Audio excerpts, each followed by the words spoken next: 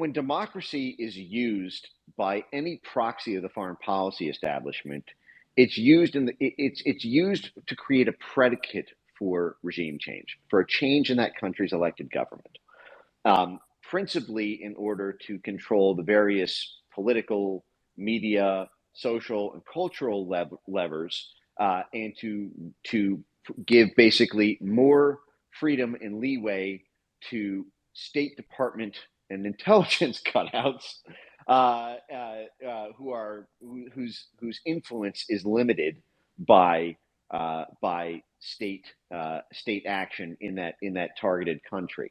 So India. So I mentioned that I've talked about the India thing for a long time because I remember very vividly in 2019 when the Atlantic Council was holding conferences about what to do about India and the problem of internet and communications freedom in India, because it was leading people to be Modi supporters, and Modi was perceived as a populist, a sort of part of a new non-aligned movement, a la the thorny role that India played in the side of the State Department and the national security state during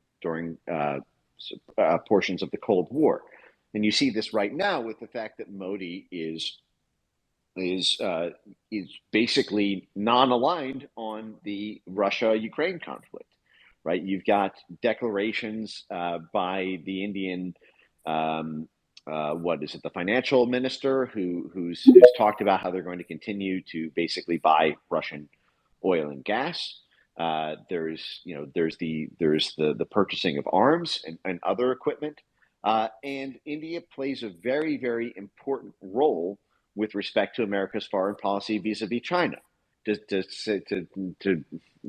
let alone a dozen other issues, especially and also just our ability to control the political ecosystems of the South Pacific. So India looms very large, and Modi's nationalist proclivities make it a unstable and sometimes adversarial piece on the State Department chessboard.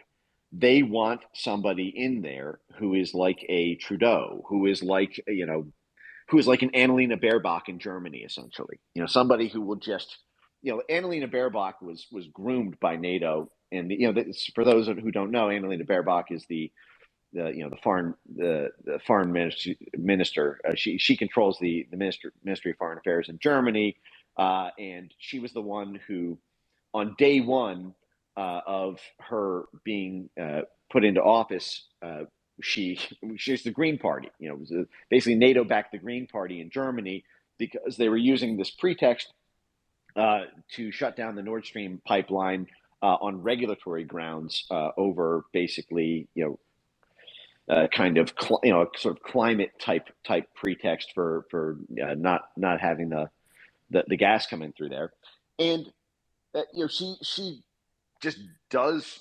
I mean, she's a perfect photocopy replica of the picture perfect vassal state of Western interests. And by the way, I don't mean that pejoratively. I support Western interests, but there are dirty tricks. There's fair play and there's dirty tricks.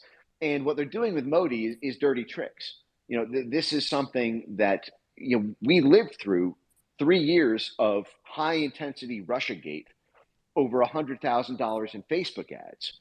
And we've got probably $30 million at least that have flowed from the State Department to do the same thing in India, and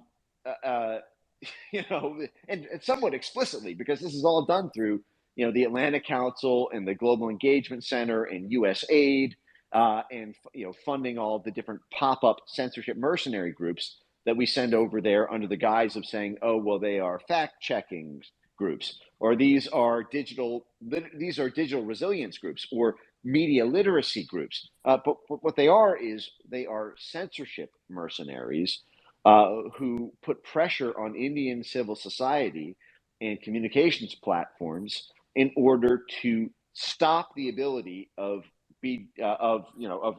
Modi supporters from accessing other hearts and minds. It's very similar to what they did in Brazil with Bolsonaro, when they basically got Sergio Moro and the court system there to ban Telegram when Telegram said that it would not censor so-called misinformation. The High Court in Brazil actually made it, not only banned Telegram, but they put a criminal penalty for accessing Telegram and a $10,000 fine by VPN. Telegram had to crawl back to them and say, okay, fine, we'll censor misinformation, and we're granted access to operate in the country again. So they're trying to do that in India. There's a lot more tricks they can play, but I'll pause there.